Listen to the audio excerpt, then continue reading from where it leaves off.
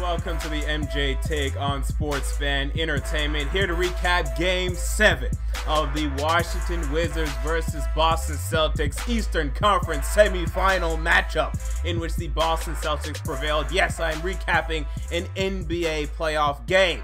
Unfortunately, it looks like I'm going to be working nights, so I won't be able to do too many more of these, but tonight I am able. And now the NBA playoffs are starting to take a turn for the better, I think. The last two NBA playoff games have been quite good. Game 6 of this series was decent as well. Okay, so things are taking a turn for the better. Okay, I like that.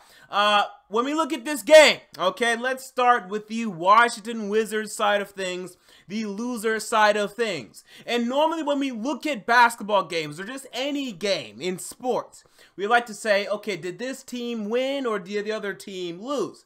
And to me, I thought the Wizards lost this game more than the Celtics won it. Although the Celtics won the game, and deservedly so, I felt the Wizards really got in their own way in a couple guys. Number one, the star of the team for now, John Wall. And I say for now, because I'm not so sure John Wall is going to continue to be the star of this team.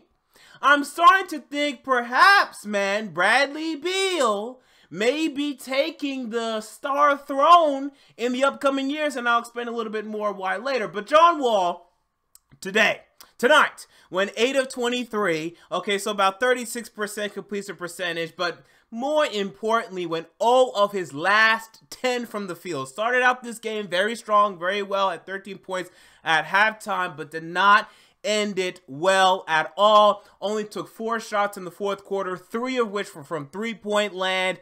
Bad shots for John Wall. Look, he's improved his three-point percentage, his three-point ability, his shooting ability.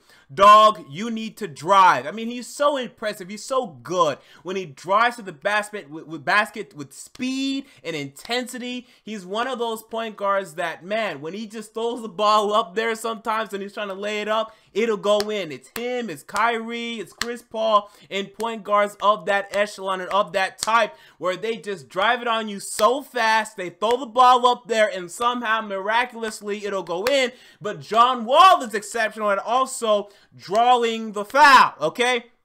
He didn't do that in the fourth quarter. Drive to the basket, draw the foul, slow down the game, take control of the game, John Wall. Even if you're not shooting well and you've never been a great shooter, drive to the damn rim. You are almost unstoppable when doing that, okay? And he was awful late. But unlike James Harden, I won't kill him too much because at least John Wall did not have 6 turnovers, right? He had about 3 tonight. So he wasn't a complete detriment. He wasn't a complete failure. He had a damn good first half. Second half was a disaster. All of his last 10 from the field. And when I say that I think Bradley Beal may be taking over as the best player of this basketball team, here's my rationale. Okay, Bradley Beal was drafted in what? 2013, I believe. John Wall drafted in 2010. John Wall, this is his 7th season in the NBA. Bradley Beal, currently the highest paid player on this roster. And I saw and I've seen from Bradley Beal at times he can just take over the ball and say, man, this is my ball today. And if it wasn't for him, the Wizards wouldn't have had a chance tonight. He was keeping them in the game late. I'm starting to think, man, we'll see how John Wall performs next season. Like this season, he really had a nice increase of production in play from last season. He went from 19 points per game to 23 this season. But if he has peaked, that'll be interesting because I think Bradley Beal is still rising a bit. He's had problems staying healthy early in his career, but now he stayed healthy for the most part of this season.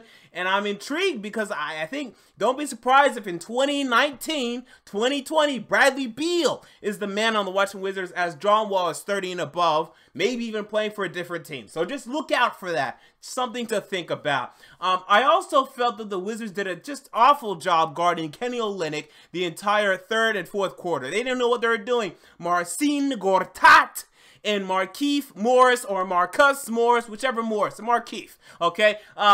They didn't know what they were doing. They had complete lapses of concentration. They didn't know what they were doing. And by the way, John Wall as well He did not come with the same intensity and passion and fervor that I'm used to seeing from John Wall on the defensive side of the ball. I saw plenty of times where he would switch with Bradley Beal and they would be confused, and John Wall would be trotting back to guard Isaiah Thomas, and then by then Isaiah Thomas is jumping 30 feet in the air, 30 inches in the air to shoot his jumper. It's so funny how Isaiah Thomas shoots, right? He's short, so he has to compensate for that. So he literally jumps like 30 inches. If you ever look at Isaiah Thomas's jump shot, that boy jumps literally like 30 inches. He springs up just to shoot the basketball, man. If you're shooting 20 shots a game, and he is, that must get pretty tiring. But that's what he does. That's his move. And John Wall was not coming back with defensive intensity to pick up Isaiah Thomas again. I saw that from time to time in the fourth quarter. So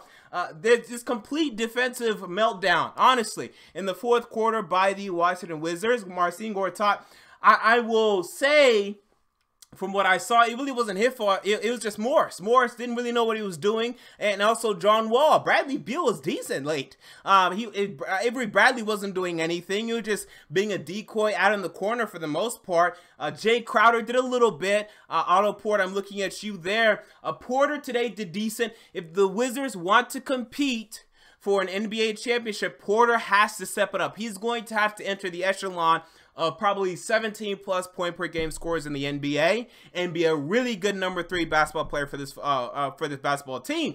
And hope that LeBron gets old, right? And he is. He's getting old. The question is, when is he going to fall off in terms of production? But it would not shock me if, let's say, in 2019, we have Beal now averaging 25 points per game, John Wall staying at about 22, and then now Otto Porter's averaging about 18, 19, 20. The Wizards are like, sort of like the Golden State Warriors, like the cheap version, right? John Wall isn't Steph Curry, Bradley Beal is not Klay Thompson, and Otto Porter is not Kevin Durant, but they're Golden State Warriors light. Okay, they don't play like them either. Beal plays like Thompson, but that's pretty much where that stops.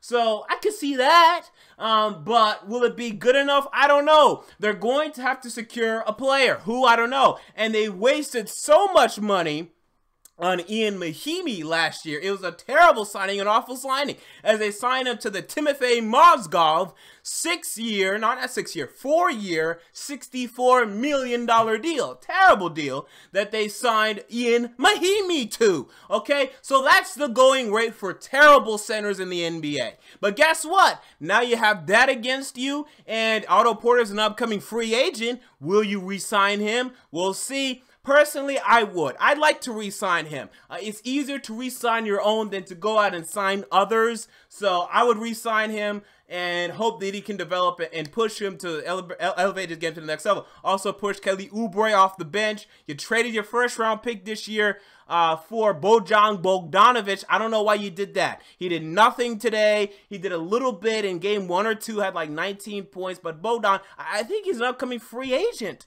So I don't know why you traded away your 2017 first-round draft pick to the Brooklyn Nets. You could have kept that, okay? Drafted an Ivan Rabb or a whatever, okay, a guy to develop.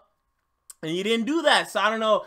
You're stuck a little bit, but hey, you exceeded my expectations. I don't think I had the Wizards in the playoffs this year. I have to go back and check. I had them as either the 8th or the 9th seed. So you expected my expectations. The question is, where do we go from here? How can we become a NBA title contender?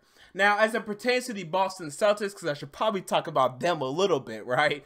They won. Good. Isaiah Thomas started out pretty good, then was a little, little lost, and then came back strong, ended the game well. You like that. You loved Kelly Olynyk today, who really took advantage of the terrible defense by Markieff Morris and Marcin Gortat and the misassignments and miscommunications that they were having.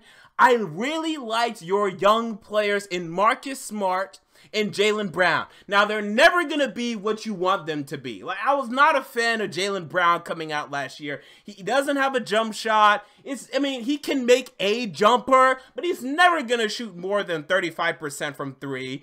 Maybe even more than 32. But anyway, he's not going to shoot more than 35% from 3. In terms of a 2-point jumper, he doesn't shoot it much, and he's not very good at it. And he's just not that good of a driver. I mean, he has athleticism, he can finish, but he's not that creative. He needs to improve. He still has time, right? I think he's either 19 or 20. I guess 20 at this point. He must be at probably 20 at this point. Only 19-year-old still in the league is like Brandon Ingram. So he should be 20 at this point. It gives him plenty of time. But will these guys ever become the scorers that you need, that you would like? I doubt it. But they're very good defensively. They give you effort. I love the Jaylen Brown play where he's on the damn floor. He's reaching back. He's grabbing the rebound. What a play by Jaylen Brown. Marcus Smart. He hit a three. Wow, Marcus Smart hit a three-point shot. Good for Marcus Smart, right? So we like the things that we're seeing from these guys, but you still need that guy and probably two, well, maybe at least one, but I would argue two, because I think by the time you get Markelle Fultz, let's assume you get him, which by the way is an incorrect assumption to make because you only have a 25% chance of getting that #1 pick. But just for the sake of argument, let's say you get Fultz. You get Fultz. It's still going to take him at least 2 years for him to be good enough to where you like him to lead your team, okay, or to be an integral part of a championship team. Okay, so, and then by then, Al Horford's done. Okay, he's done. So you're going to need another guy. Okay, so I still think you need two guys because I don't like Jaylen Brown to ever be more than a guy who's very good offensively, and if you have a weak small forward position, he starts. Okay, so, you know, he could be a starting small forward on a championship team, but only if the other parts are strong. So if he's starting for you, you need a strong point guard, you need a strong center. You know, 3 of those other 5 positions better be freaking good. Okay, of those other 4 positions. So I think that's the future for Jaylen Brown in terms of championship potential. That's just my opinion there. You can believe he's going to improve. That's fine. He will improve to a certain extent. I don't think he's ever going to average more than 14 points per game. He averaged, what, 6.6 this season? Maybe he gets up to 15. No, never 20. Not even close to 20. I'd say not even 18. So I think you're looking at a guy who could be a nice piece, an okay piece, maybe a Trevor Ariza, what he was for the LA Lakers at the time.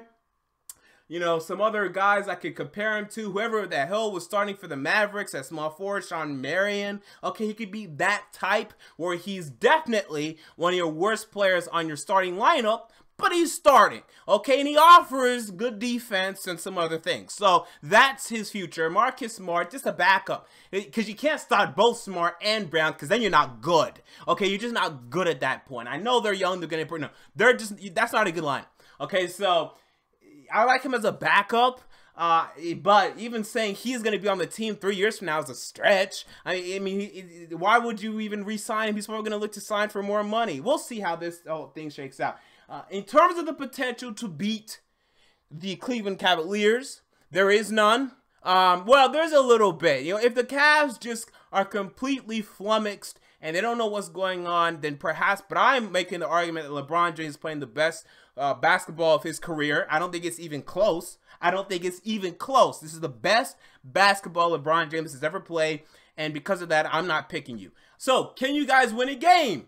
I would say yes. Can you win 2? Also, I like your chances. The good thing is, okay, in order for the Cavs to beat the Celtics in 5, and people aren't actually considering this, the format of the conference finals. Remember, the Celtics are the #1 seed. So the Cavs winning in 5 is going to be very difficult. I mean, extremely difficult. In order for the Cavs to win in 5, they're going to have to win one of the first 2, which is probably going to happen. Okay, I'll say right now that's going to happen. Okay, that's my prediction. They're going to either win game 1 or game 2, maybe both. And then in which case, then they're likely to even sweep at that point. But I'll predict 1. Then from there, the Cavs have to win, okay, assuming they only win 1 of those 2 Boston games. They have to win 2 of the next 2 in Cleveland. So they have to win both. And then game 5, they have to win in Boston. So they have to win 2 games in Boston in order to win in 5. It's not the typical situation like the Warriors face where they have to just win 1 game in the opposing teams, right? So right now, if they beat the Spurs and Golden State the first 2 games, right? Then they go to San Antonio, just win once, go back to Golden State, win game 5, that's it. You only had to win once in San Antonio to win in 5. for the Cleveland Cavaliers, in order to win in 5, they will have to win twice in Boston. Okay, and I'm not ready to say they're going to do that. So I will project 6. I will say Cavs in 6, and I'm being more generous than a lot of people are being, but I think that's a good prediction. When you consider the fact that the Celtics have the #1 seed, people aren't considering that. Consider that, and you'll say, yeah, you kind of have a point there. I'll pick the Cavs in 6. There you go, guys. Those are my thoughts on the Washington Wizards versus the Boston Celtics. What do the Wizards need to do from here? Comment down below.